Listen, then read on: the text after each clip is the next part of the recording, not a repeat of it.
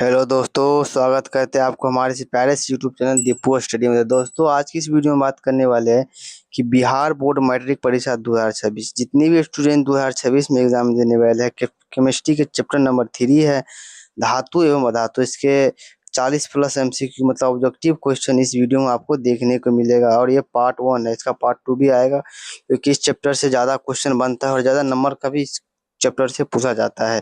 इसलिए इस चैप्टर का ऑब्जेक्टिव को दो पार्ट में डिवाइड किए हैं, मतलब दो पार्ट में आप लोगों को देखने को मिलेगा। ये फर्स्ट है और इसके बाद एक और वीडियो आपको देखने को मिलेगा। तो चलिए बिना टाइम वेस्ट किए इस वीडियो को शुरू करते हैं। तो एक बार बता देते हैं कि अगर जितने भी स्टूडेंट नए हैं, अगर हमारे चैनल में पहली बार आए तो आप हमारे चैनल को सब्सक्राइब जरूर कर लीजिएगा, क्योंकि कम समय में ज़्यादा क्वेश्चन कराने के और कम समय में मार्क बेस्ड क्वेश्चन कराने का मतलब यहाँ पे वीडियो छोटा रहेगा लेकिन आपको एग्जाम में बहुत ही इंपॉर्टेंट रहेगा। इस चैनल पे वो इसी से वीडियो लाते रहते हैं जो कि आपके एग्जाम में सीधे सीधे क्वेश्चन देखने को मिलेगा। और आप अपने दोस्तों को भी बता दीजिएगा और उसके पास शेयर जरूर कर दीजिएगा। चलिए शुरू करते हैं डायरेक्ट। तो पहला क्वेश्चन है, पहला क्वेश्चन ध्यान से देखिएगा। ये जो भी बच्चे बुक सब पढ़े होंगे उसको तो आसानी से क्वेश्चन बन जाएगा। तो हीरा और ग्रेफाइट में से कौन विद्युत का सुचालक होता है? हीरा और ग्रेफाइट में से विद्युत का सुचालक ग्रेफाइट है, विद्युत का सुचालक होता है। हीरा और ग्रेफाइट में से कौन विद्युत का सुचालक होता है? तो ग्रेफाइट है, ऑप्शन नंबर सी सही हो जाएगा। चलिए दूसरे नंबर क्वेश्चन की ओर बढ़ते हैं। दूसरा नंबर क्वेश्चन है, तो लोहा लोहा का परमाणु संख्या है, तो लोहा की परमाणु संख्या 26 होती है, जो कि ऑप्शन नंबर बी सही हो जाएगा। चलिए 3 नंबर क्वेश्चन की ओर देखते हैं। 3 नंबर क्वेश्चन कह रहा है कि बॉक्साइट निम्नलिखित में से किस धातु का अयस्क है? बॉक्साइट निम्नलिखित में से किस धातु का अयस्क है? तो बॉक्साइट एल्युमिनियम का अयस्क है, ऑप्शन नंबर सी सही हो जाएगा। चलिए चौथे नंबर क्वेश्चन की ओर बढ़ते हैं। चौथा नंबर क्वेश्चन कहता है कि जस्ता और तनु HCl की अभिक्रिया से निम्न में से कौन सा गैस बनाता है? तो हाइड्रोजन गैस बनाता है, H2 बनाता है, ऑप्शन नंबर सी सही हो जाएगा। 4 का सी नंबर ऑप्शन सही हो जाएगा। चलिए 5 नंबर क्वेश्चन की ओर बढ़ते हैं। 5 नंबर क्वेश्चन कहता है जब NaOH NZN से अभिक्रिया कराता है तो कौन सा उत्पाद बनता है? जब NaOH एंड ZN से अभिक्रिया कराता है तो कौन सा उत्पाद बनता है? तो Na2 ZnO2 प्लस में H2 बनता है, ऑप्शन नंबर डी सही हो जाएगा। ऑप्शन नंबर डी, 5 का ऑप्शन नंबर डी सही हो जाएगा। चलिए 6 नंबर क्वेश्चन की ओर बढ़ते हैं। 6 नंबर क्वेश्चन कहता है कि लोहा को जिंक से लेपित करने की क्रिया को कहते हैं? तो गैल्वेनीकरण कहता है। 6 का ऑप्शन नंबर बी सही हो जाएगा, गैल्वेनीकरण कहते हैं, ऑप्शन नंबर बी सही हो जाएगा। चलिए 7 नंबर क्वेश्चन की ओर बढ़ते हैं। 7 नंबर क्वेश्चन कहता है कि निम्नलिखित में से कौन अधिक अभिक्रियाशील है? निम्नलिखित में से कौन अधिक अभिक्रियाशील है? 7 नंबर क्वेश्चन का ऑप्शन हो जाएगा ए नंबर, 7 का ए नंबर Cu सबसे अधिक अभिक्रियाशील धातु है। चलिए 8 नंबर क्वेश्चन की ओर बढ़ते हैं। विद्युत अपघटन में इलेक्ट्रॉन मुक्त होता है, विद्युत अपघटन में इलेक्ट्रॉन मुक्त होता है एनोड पर, ऑप्शन नंबर ए सही हो जाएगा। चलिए 9 नंबर क्वेश्चन की ओर बढ़ते हैं। 9 नंबर क्वेश्चन कहता है कि निम्नलिखित में से कौन सा अधातु चमकीला होता है? निम्नलिखित में से कौन सा अधातु ऐसा है जो चमकीला होता है? ऑप्शन नंबर ए सही हो जाएगा, है जो है ये चमकीला धातु होता है। चलिए 10 नंबर क्वेश्चन की ओर बढ़ते हैं। 10 नंबर क्वेश्चन, निम्नलिखित में से कौन सा धातु अधिक अभिक्रियाशील है?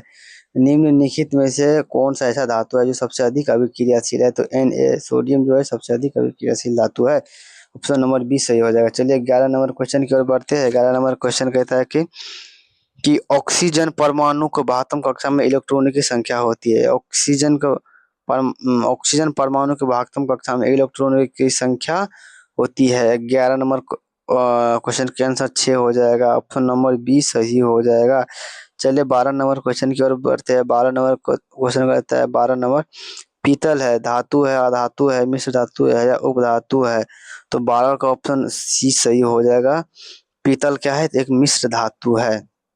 13 नंबर क्वेश्चन की ओर बढ़ते हैं। 13 नंबर क्वेश्चन के तो बहुत आसान भी क्वेश्चन है कि ब्रोमीन धातु की अवस्था होती है, ब्रोमीन धातु की अवस्था द्रव होती है, ऑप्शन नंबर सी सही हो जाएगा। चलिए 14 नंबर क्वेश्चन की ओर बढ़ते हैं। 14 नंबर क्वेश्चन कहता है कि निम्नलिखित में से किसी चाकू से काटा जा सकता है? निम्नलिखित में से किसे चाकू से काटा जा सकता है? तो लिथियम को चाकू से काटा जा सकता है, ऑप्शन नंबर ये सही हो जाएगा। चलिए 15 नंबर क्वेश्चन की ओर बढ़ते हैं।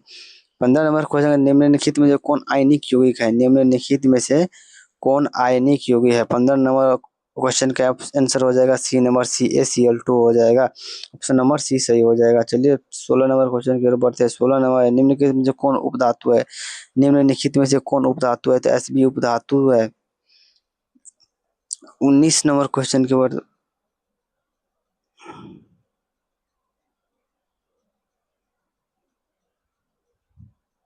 सॉरी यहाँ पर एक पेज छूट गया है, कोई दिक्कत नहीं है। चलिए 19 से शुरू करते हैं। तो सोडियम क्लोराइड के जलीय विलयन से विद्युत धारा प्रवाहित करने पर यह वियोजित होकर सोडियम हाइड्रोक्साइड बनाता है। इस प्रक्रिया को कहते हैं, इस प्रक्रिया को कहते हैं क्लोरो क्षार अभिक्रिया। ऑप्शन नंबर ए सही हो जाएगा। इस अभिक्रिया को कहते हैं क्लोरो क्षार अभिक्रिया। सोडियम क्लोराइड के जलीय विलयन से विद्युत धारा प्रवाहित करने पर यह वियोजित होकर सोडियम हाइड्रोक्साइड बनता है। इस प्रक्रिया को क्या कहते हैं? तो क्लोरो क्षार अभिक्रिया। 19 का ऑप्शन नंबर ए सही हो जाएगा। इसका 2 क्वेश्चन छूट गया है, कोई नहीं, अगले वीडियो में करवा देंगे। 19 का ए नंबर सही हो जाएगा। चलिए 20 नंबर क्वेश्चन की ओर बढ़ते हैं। 20 नंबर क्वेश्चन कहता है कि सक्रियता श्रेणी में सबसे ऊपर स्थिर धातुओं का निष्कर्षण निम्नलिखित में किस विधि द्वारा, इस अभिक्रिया द्वारा होता है? सक्रिय श्रेणी में सबसे ऊपर स्थित धातु का निष्कर्षण निम्नलिखित में से किस अभिक्रिया के द्वारा होता है? तो धातु के गलित विद्युत अपघटन द्वारा। ऑप्शन नंबर सी सही हो जाएगा। ऑप्शन नंबर सी सही हो जाएगा। चलिए 21 नंबर क्वेश्चन की ओर बढ़ते हैं। 21 नंबर क्वेश्चन है, 21 नंबर क्वेश्चन है कि कॉपर वायु की उपस्थित कॉपर वायु में उपस्थित आर्द्रता और कार्बन डाइऑक्साइड से अभिक्रिया करता है, जिससे उसकी परत पर भूरा रंग समाप्त होकर उस पर हरे रंग का परत चढ़ जाता है। यह हरा रंग क्या है?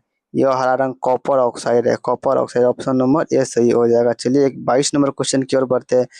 22 नंबर क्वेश्चन है, जिस जिंक ऑक्साइड के साथ कार्बन को गर्म करने पर जिंक प्राप्त होता है, तो कार्बन क्या है? तो कार्बन 22 नंबर का हो जाएगा ऑप्शन, हाँ ऑप्शन हो जाएगा। ऑप्शन नंबर ए सही हो जाएगा, ऑप्शन। चलिए 23 नंबर क्वेश्चन की ओर बढ़ते हैं। 23 नंबर क्वेश्चन है, तो उच्च अभिक्रियाशील धातु से शुद्ध धातु की प्राप्ति कौन सी विधि द्वारा होती है? उच्च अभिक्रियाशील धातु से शुद्ध धातु की प्राप्ति कौन सी विधि द्वारा होती है? तो गलित धातु के विद्युत अपघटन द्वारा। ऑप्शन नंबर ए सही हो जाएगा। ऑप्शन नंबर ए सही हो जाएगा। 23 का ऑप्शन नंबर ए। चलिए 24 का देखते हैं। ऊपर पट्टी में स्वतंत्र अवस्था में पाई जाने वाली धातु निम्नलिखित में से कौन है? तो बी नंबर ऑप्शन सही हो जाएगा। सॉरी, बी नंबर ऑप्शन सही हो जाएगा, AG। चलिए 25 नंबर क्वेश्चन की ओर बढ़ते हैं। निम्नलिखित में से कौन सा उत्पाद लेड नाइट्रेट को गर्म करने पर होता है? निम्नलिखित में से कौन सा उत्पाद है जो लेड नाइट्रेट को गर्म करने पर होता है? तो Na2 हो जाएगा। NO2। ऑप्शन नंबर बी सही हो जाएगा। ऑप्शन नंबर बी NO2 हो जाएगा। चलिए 26 नंबर क्वेश्चन की ओर बढ़ते हैं। कार्बन का कौन सा अवरोध अधिक कठोर होता है? कार्बन के साथ कौन सा अवरोध जो अधिक कठोर होता है, यह तो आप लोगों को पता ही होगा। ऑप्शन नंबर सी सही हो जाएगा, हीरा। ऑप्शन नंबर सी। चलिए 27 नंबर क्वेश्चन की ओर बढ़ते हैं। 27 नंबर क्वेश्चन कहता है कि सिनेबार को गर्म करने पर यह ऑक्साइड में परिणत हो जाता है, तो इसे पुनः गर्म करने पर कौन सी धातु अपचयित होती है? 27 नंबर क्वेश्चन का हो जाएगा आपका Hg। ऑप्शन नंबर डी सही हो जाएगा, Hg। 28 नंबर क्वेश्चन की ओर बढ़ते हैं। वो धातुएं उष्मा और विद्युत के धातुएं 28 नंबर क्वेश्चन बहुत आसान क्वेश्चन है। तो धातुएं उष्मा और विद्युत का चालक होगा। सॉरी 28 का चालक होगा मेरे दोस्तों। आप लोग देख लीजिएगा, 28 का चालक ही होगा। ऑप्शन नंबर बी सही होगा, मेरे को लगता है। ऑप्शन नंबर बी देख लीजिएगा, आप लोग एक बार पढ़े होंगे तो आप लोगों को पता होगा, नहीं पढ़े हैं तो पढ़ लीजिएगा। धातु आवर्त सारणी के किस ओर स्थित होती है? धातु आवर्त सारणी के बाईं ओर स्थित होती है। धातु आवर्त सारणी के बाईं ओर स्थित होती है। 30 नंबर क्वेश्चन की SiGeAs और Sb तत्व कहे जाते हैं, यह उपधातु कहे जाते हैं। ऑप्शन नंबर डी सही हो जाएगा। चलिए 31 नंबर क्वेश्चन की ओर बढ़ते हैं। 31 नंबर क्वेश्चन कहता है कि अधातु आवाज सारणी के किस ओर स्थित होती है? जब धातु बाईं ओर है तो अधातु क्या होगा? दाईं ओर होगा। ऑप्शन नंबर ए सही हो जाएगा। चलिए 32 नंबर क्वेश्चन की ओर बढ़ते हैं। 32 नंबर क्वेश्चन कहता है TiCrMn तथा Zr धातुओं को कहा जाता है। TiCrMn तथा Zr धातु को कहा जाता है। तो इस धातु को सामरिक धातु कहा जाता है। ऑप्शन नंबर 20 सही हो जाएगा, सामरिक धातु। चलिए 33 नंबर क्वेश्चन की ओर बढ़ते हैं। 33 नंबर क्वेश्चन कहता है कि ऐसे धातु जो इलेक्ट्रॉन का त्याग कर धनात्मक आयन बनाते हैं उसे कहे जाते हैं धातु। ऑप्शन नंबर सी सही हो जाएगा। चलिए 34 नंबर क्वेश्चन की ओर बढ़ते हैं। 34 नंबर क्वेश्चन कहता है कि धातु द्वारा त्यागी गई इलेक्ट्रॉनों की संख्या को धातु तत्व का क्या कहा जाता है? तो धातु द्वारा त्यागी गई इलेक्ट्रॉनों की संख्या को उस धातु तत्व का क्या कहा जाता है? 34 का ऑप्शन नंबर ए सही हो जाएगा, संयोजकता कहा जाता है। ऑप्शन नंबर ए सही हो जाएगा, संयोजकता। चलिए 35 नंबर क्वेश्चन की बढ़ते हैं। तो अगर आप लोग हमारे वीडियो को लाइक नहीं किए होंगे तो अगर आपको वीडियो पसंद आ रहा होगा तो आप अपने वीडियो को लाइक जरूर कीजिए, अपने दोस्तों को भी शेयर कीजिए, सब्सक्राइब कर लीजिए। चलिए 35 नंबर क्वेश्चन की ओर बढ़ते हैं। सोना का धात्विक चमक कैसा है? सोना का धात्विक चमक कैसा है? तो पीतवर्ण है, सॉरी पीतवर्ण। ऑप्शन नंबर सी सही हो जाएगा, पीतवर्ण। Option number C. 36 number question की ओर बढ़ते हैं। 36 नंबर क्वेश्चन कहता है चांदी के बर्तन या गहने को वायु में खुला छोड़ने पर उस पर काले धब्बे पड़ जाते हैं। तो वो है चांदी के बर्तन या गहने को वायु में खुला छोड़ने पर उसके सतह पर काले धब्बे पड़ जाते हैं। तो क्या है? तो वो सिल्वर सल्फाइड है, सिल्वर सल्फाइड। तो नंबर बी सही हो जाएगा।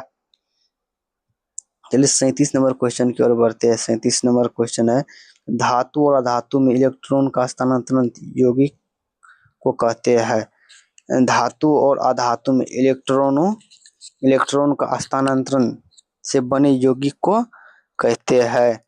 37 का बी हो जाएगा आयनिक यौगिक हो जाएगा। ऑप्शन नंबर बी सही हो जाएगा। चलिए 38 नंबर क्वेश्चन की ओर बढ़ते हैं। 38 नंबर क्वेश्चन निम्न में से कौन अधातु है? निम्नलिखित में से कौन अधातु हाइड्रोजन H अधातु है? 39 नंबर क्वेश्चन की ओर बढ़ते थे। हीरा का गलनांक तथा क्वथनांक होता है। तो हीरा का गलनांक और क्वथनांक उच्च होता है, हमेशा याद रखिएगा। और चलिए 40 नंबर क्वेश्चन की ओर बढ़ते हैं। 40 नंबर क्वेश्चन कहता है कि अम्लीय CuSO4 का विद्युत विच्छेदन करने पर शुद्ध तांबा जमा होता है। अम्लीय CuSO4 का विद्युत विच्छेदन करने पर शुद्ध तांबा प्राप्त होता है। मतलब कैथोड पर, एनोड पर या दोनों में? तो कैथोड पर होगा। ऑप्शन नंबर ए सही हो जाएगा, ऑप्शन नंबर ए सही हो जाएगा। चलिए आज की वीडियो बस इतना ही। तो 40 ऑब्जेक्टिव आज इस वीडियो में हम लोग कर लिए हैं 40। तो अगले वीडियो में आपको 40 और देखने को मिलेगा। अगर आप लोगों को वीडियो पसंद आए होंगे तो आप हमारे वीडियो को लाइक जरूर कीजिएगा और हमारे चैनल को भी सब्सक्राइब जरूर कर लीजिएगा, क्योंकि आपको इसी कम समय में ज़्यादा क्वेश्चन इस चैनल पर करवाया जाएगा। और जितना भी क्वेश्चन करवाया जाएगा सारा का सारा क्वेश्चन बोर्ड रिलेटेड होगा, जो कि सीधे बोर्ड में मिलने वाले क्वेश्चनों में से एक होगा। अगर अपने दोस्तों में भी शेयर कर दीजिएगा। और हाँ, आप लोग से बोलना चाहते हैं कि आप लोग कमेंट जरूर कीजिएगा कि अगले किस टॉपिक पर वीडियो बनाए, वो कौन सा टॉपिक आपको वीडियो चाहिए, तो आप लोग कमेंट में जरूर हमको बताइएगा। और एक बात है कि जो भी मतलब परमाणु संख्या अगर आप लोगों को याद नहीं होगा या आप लोगों के पास नहीं होगा कि वहाँ से 2-3 नंबर तो फिक्स होता है परमाणु संख्या पर, जो इसका होता है परमाणु संख्या और उसका नाम जो है ना, इसमें से 2-3 नंबर तो आपको बोर्ड में 2 से 3 नंबर फिक्स रहता है। अगर इस पर वीडियो चाहिए तो आप लोग कमेंट जरूर कीजिएगा। परमाणु संख्या पर भी एक अच्छा सा वीडियो बना दीजिए, परमाणु संख्या पर एक अच्छा सा वीडियो आप लोगों को मिल जाएगा। चलिए मिलते हैं नेक्स्ट वीडियो में, तब तक के लिए जय हिंद। पढ़ते रहिए, हंसते रहिए, मुस्कुराते रहिए।